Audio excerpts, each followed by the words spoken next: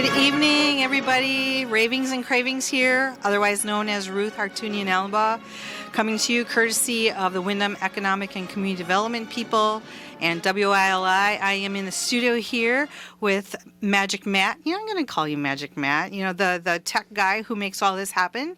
And with my good friend Kathleen Thompson. We have decades of cooking and baking memories to offer, but today is your lucky day, people. You can call in with some of your favorite holiday food memories. So I'm hoping that you guys will call in and talk a little bit about some of the things that you enjoy having holidays, traditional things, stuff like that. Number 860.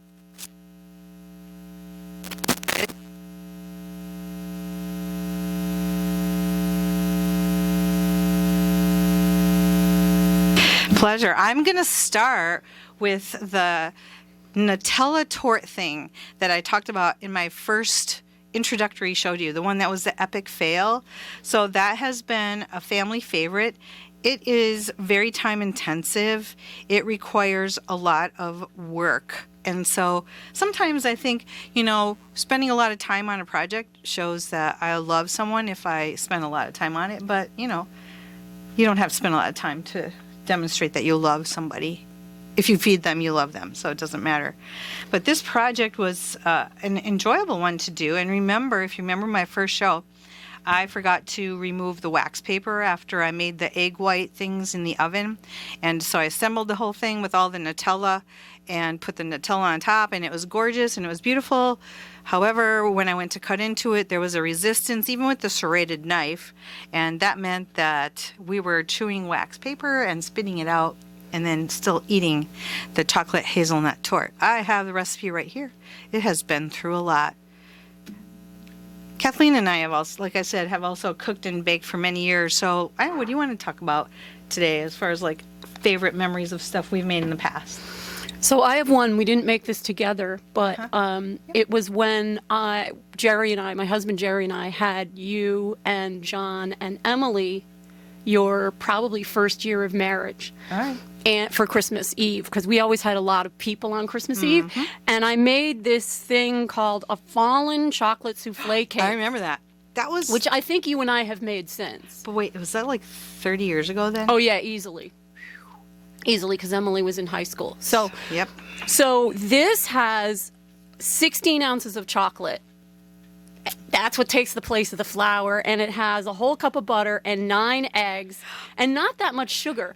So I made this thing, and it was really pretty. I mean, it's not fancy looking. It's just this really dense-looking fudge-like chocolate thing. It was awesome. It was made in a springform pan, and so I cut it into these little slices, and I served them, and Jerry and I are going, wow, this is so rich. And we're guzzling the milk because it's so chocolatey. It's really good, but it's really chocolatey. Meanwhile, Ruth and John and Emily are scarfing it down. They ate 2 pieces each, probably. Could have probably eaten 3. And didn't need to have any milk to go with it because they just love chocolate so much. And we're just looking at each other going, wow, I didn't realize they like chocolate that much, but it's been a hit. It was a hit then. It's been a hit ever since, and I make it every once in a while when they come over. Well, I got to say that, it takes a lot of years to get to that level of toleration of that much chocolate and of that much sugar and that much eggs and that much butter. It takes many years to get to that point. I guess it does.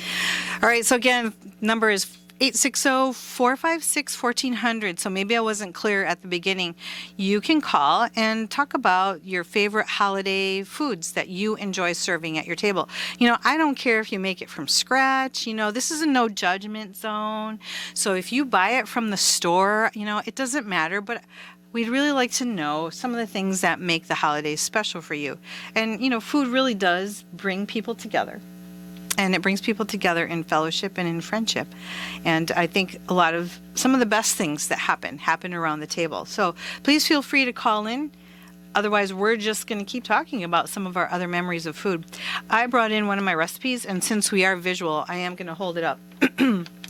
This is from how when you go to the grocery store, sometimes you get those books that give you recipes and they tell you things that you can make and stuff like that. Well, I saw this recipe. It's called Peppermint Twist, and I won't say what store it was from, but it's similar as far as what it's made of. So for the filling, it calls for 6 ounces of white chocolate and heavy cream, egg yolks, and then peppermint candy. And then the cake has eggs, vanilla. It's the roll. Those rolls are beautiful. You know, they just are so pretty. They are pretty. They look nice. Usually they taste nice. Anyway, I made this and I followed the recipe. And you know what? In my mind, I just think, you know, why make one? You know, if I'm going to go to all this trouble, I'm going to make 2. So I made 2, and the filling was an epic fail. Epic fail. The filling was, I had to, I don't throw anything out, okay? So I try to find a way to bring life into something because I don't want to throw it out. This was expensive. But look at, you know, all that white chocolate, all those eggs, all that heavy cream. I ended up making like whoopie pie, Twinkie kind of filling and filling the thing with that. And that worked, but I wrote a letter to the grocery store and I said, hey, you know, I tried your peppermint twist and it was a fail. And I think in their next issue they made a correction because I think they went back to the drawing board and they put it together and they found that it didn't work. So that was Christmas of 2003. I wrote a note. I write notes. Do you write notes on your recipes? I do. Okay. So for this one I said I doubled, but it was costly. And it was yummy. Costly, but yummy. And I used Twinkie filling instead of the one that they mentioned here. I was like, wow. Oh, well. So was it the texture that was bad or the flavor? The texture. So it didn't hold up. So like when you fill those rolly things, they have to have a certain amount of integrity in order to stay inside of the roll. Otherwise it leaks out the ends. Yeah. Right? So it was probably melted chocolate that just oozed all over? I don't know. But I mean, why did I make something with a white chocolate? I don't know. You don't even like know. white chocolate that much. I don't know. White chocolate is the absence of chocolate, right? Unless it's Lindt white chocolate. And then Lindt chocolate is good. So, what do you think, Kathleen? You have another memory or anything that you want to talk about as far as like stuff you've had at your table? You've had a lot of good things. I mean, a couple of years ago, it's not really a tradition, but you made something with like a pistachio with fish. Was it salmon with pistachio? Oh, yeah. Yes. It was salmon with honey mustard. So it's a equal parts honey, Dijon mustard, and butter. Mm-hmm. And you melt it. And then you smear that over the fish. Mm-hmm. And then you put chopped pecans or chopped pistachios on top and you bake it. It was, yeah, that's really good. The challenge for us for Christmas Eve has always been that we have the Christmas Eve service before everyone shows up at my house. And so I either have to make something that's roasting in the oven for hours or it has to be something that can cook really fast. And so that year I decided that salmon could cook pretty quickly. And we made that at the last minute. We just had the oven heating up. So that worked really well. That's delicious, and I make that a lot. That was really yummy, and that's like fast food. It is. 15 minutes. But it's good food, right? Do we have a question or a comment? Phone call. All right, awesome. You know, I'm aiming for 2 today, guys. So here we go. Let's go for the first person. Who's on the line with us? Hi, this is Colin. Hi, Bruce. How are you? Hi, good. How are you? Good. When you think of holidays, there's all kinds of food that come to mind, but there's something that I haven't had since I was living at home with my folks. Mm-hmm. My father is from England, and he had this specialty, and he brought it out every Christmas or Easter or some special occasion. It starts with a standing rib roast, but that's not what I remember. I remember his Yorkshire pudding. Oh, I've made that. That is labor-intensive when I saw him, but he whipped it up in a second, and they take the cat, the drippings, yep, after the roast is done, mm-hmm. and he puts a very simple mixture of, flour, egg, and milk, I guess. Mm-hmm. It seems simple to me, but it was the temperature of the oil and everything, and they pour it in, and of course it's sinful to think of, but oh my goodness. Did that bring back memories of holidays? So how long has it been since you've had something like that? Well, probably maybe in a restaurant 20 years ago. I can't remember, but from him, it was at least 50 years ago. But, my sister Sherry, who lives in Southington, just recently made it. It looked good. The corners didn't come up as high, but you need that standing rib roast. So she took a picture and she sent it to the family, and I wrote her back and I said, "Did you start with a standing rib roast?" And she said, "Of course." That is the only way to start. Yeah. Yeah, and of course, the way they cost. Oh yeah. That's something you maybe could do once a year. Yeah, because that's a big $50 to $75 chunk of meat, depending on how much you're buying, right? Yeah. Mm-hmm. But I love the thought of holiday food. It brings back so many memories. Oh, well, thanks for calling in, Colin. Thanks for your contribution. I appreciate it. You bet. Thanks, Ruth. Mm-hmm. All right. Well, thanks, Colin, for your chiming in there. He said his father was from England. I like a few ethnic recipes. Can you think of any ethnic-y things that you've ever made? They're not my own ethnicity because okay. we didn't really have much. We're Irish and English, so we really didn't have much foods that were ethnic. But a friend of mine's Polish, and we used to make Christmas cookies together right after Thanksgiving.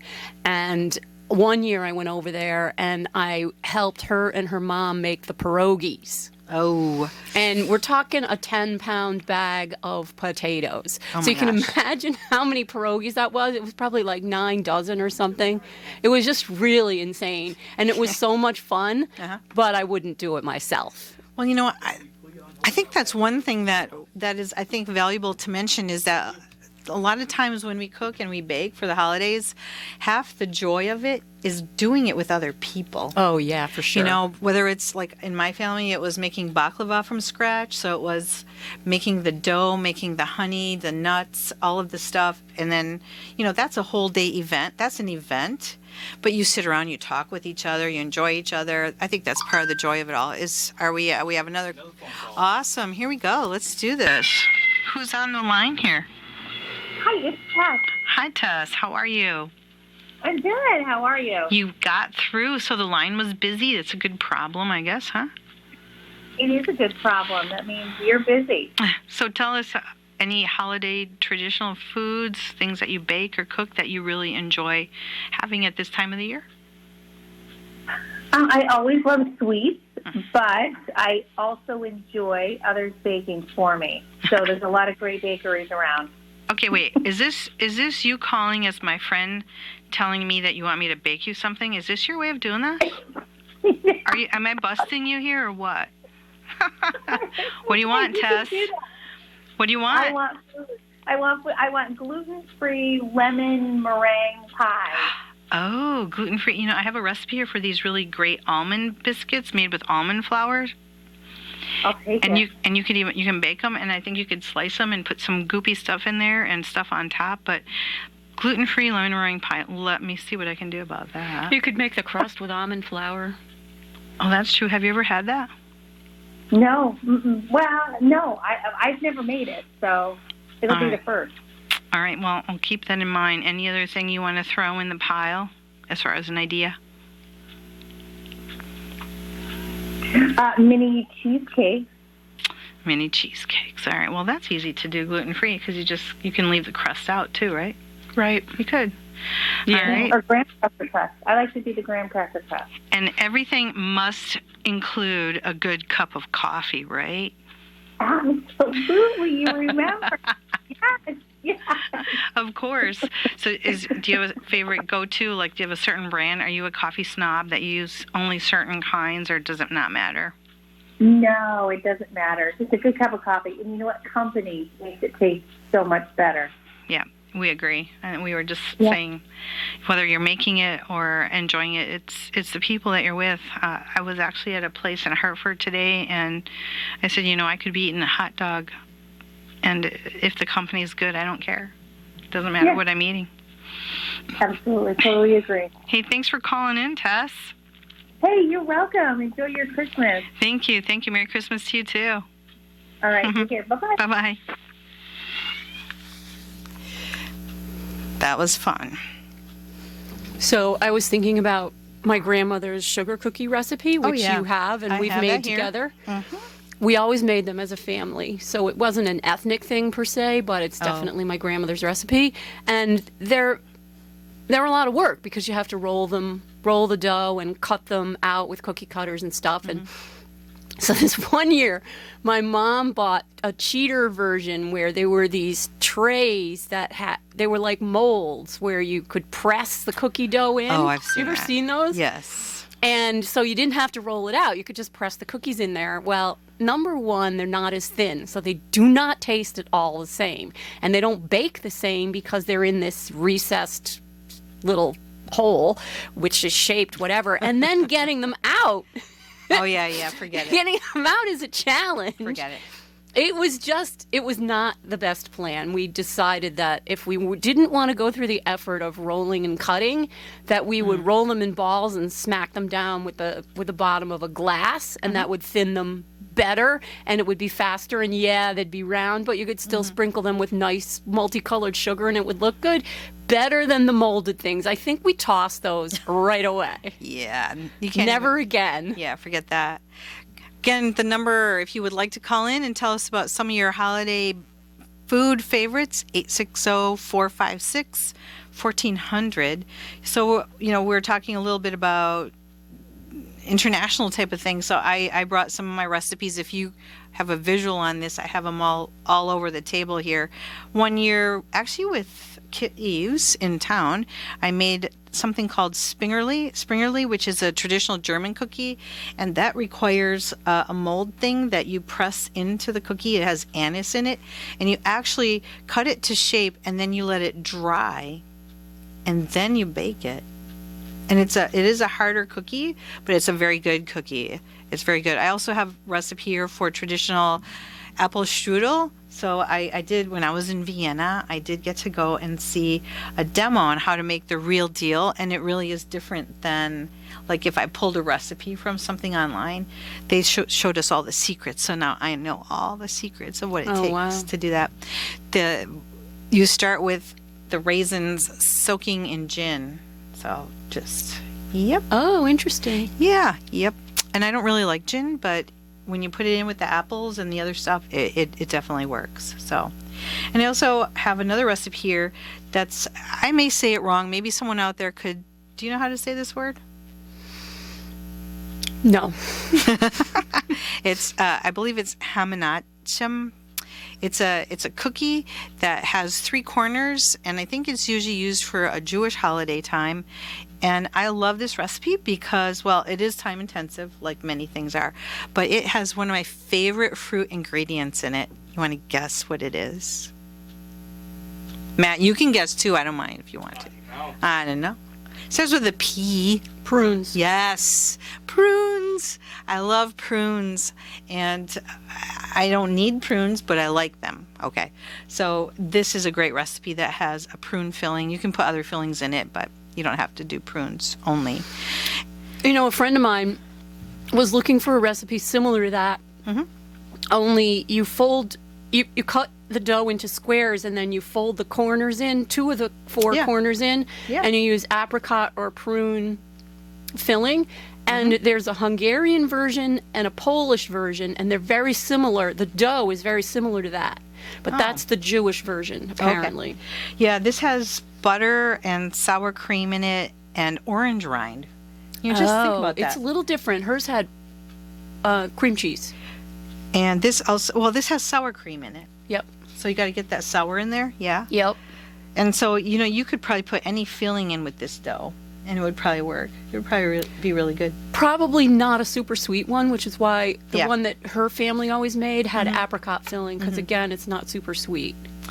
Yeah. Well, and for me, at least for Christmas anyway, for me, my tradition is to just try something new every year. So I like trying different things. Sorry about my phone, but I got people texting me, asking me about, like, what is the number and all that kind of stuff. So that's why you're hearing some dinging here. I like to try new things. So, like, one year I did goose. Goose is expensive. You talk about Colin, you talk about expensive. Besides red meat, it was easily a $50, if not more, a $75 kind of thing. So I did goose one year. I've done the prime rib kind of thing one year. I've done all different kinds of things as far as Christmas. Thanksgiving was usually traditional. with the turkey and all that stuff, because we often had internationals come and eat with us, and they wanted to experience the all-American Thanksgiving. So what I would do for that was I would cook turkeys ahead of time, take them off the bone, put them in the pans, put the gravy in there, seal them up, warm them up for the day of, and then the day of I would cook another separate turkey, at least the biggest one I could find, and that one was only for photo opportunities. So people would stand in front of the turkey and do the peace sign and look very happy, because most internationals they've not eaten turkey, which is a very interesting thing. So that was very exciting. So, I mean, I had turkey coming out of my ears for Thanksgiving. for a long time after that. Yeah, definitely. You and I are funny that way. Like, we have no problem experimenting with brand new recipes for Christmas. Right. We've done it on how many Christmas Eves? Yeah, well, let's try this. And we've never looked at it before, but it's going to be good. We can tell. Well, and, the years have been different, from 30 years ago. And if we fast forward to the present, things have changed. I remember helping you get ready for Christmas Eve, and you had labels in all of your serving dishes as far as like what would go in there. I still do that. Yeah, I'm like, I can't do that. I admire you for like being that organized. And I like to know I have enough dishes that I'm not going to run out, and that I have the right spoons. My sister would say, how can you do new things, when you have company coming over? I know. We're right? like, no problem. So, my answer is always like, there's always pizza. And actually, some Asian buffet places are usually open on Christmas Day. So if it's really an epic fail, we can do that. Never had to do that. No. And I mean, I like Asian food, so I'm not knocking Asian food at all. But it's great to try new things and to have willing guinea pigs. Yeah. Well, I always knew that your family was pretty experimental, so they didn't have a problem with it. And if anybody else did, oh well. Hey, we might have time for one more call, 860-456-1400. Thanks to Colin and Tess for calling in already. And I thank you again to Kathleen for being here. You want to mention any other memory thing that you might have? I wanted to ask if anyone's tried to make a gingerbread house or gingerbread something. My first foray into that was this sleigh that it was on the cover of Good Housekeeping magazine. It was beautiful, right? It was gorgeous. Mine, not so much. I think a house is actually easier because the walls are square, but this had the two sides, which were obviously cut out to be curved like a sleigh, and then the thing that was holding it together was on an angle, so you had to glue it all on an angle. And then, of course, the decorations looked beautiful. And if you don't have a lot of experience with fine decoration like that, with a lot of piping, which I don't, mine looked like a 5-year-old made it. So, like, what possessed you to even try that? I don't know. What was going on? I don't know. But then I started making houses, and I probably made maybe 2 or 3 houses over the years. I think we made one together with your daughter, Rosie. And that was beautiful. It was pretty good. Beautiful. But if you can put enough candy on it, you can cover up a multitude of problems. Bury it in candy, and then we'll be good, right? Exactly. Well, I do remember that. But, I mean, you don't even eat them. No. It's all that work, and you don't even get to eat it. Like, that's why do we do these things? I just don't know. This is a live show, and the other shows for the rest of the month are probably going to be not live. So I'll just take this opportunity to say, whatever holiday you're celebrating this season, I hope that it is a blessed one. And at the same time, I want to acknowledge those of you who might be having a hard time during the holidays, because the holidays are not always happy. And it is quite a dark season, even just seasonally. And so I hope that you'll at least find some fellowship and friendship in the days ahead. And I hope that we'll be able to do another live show sometime soon. And with that, I will just say I wish you all a very happy holiday, Merry Christmas, Happy New Year. Thank you all for being here, and we'll see you next week at 5:05 p.m. on Monday, Ravings and Cravings here on WILI.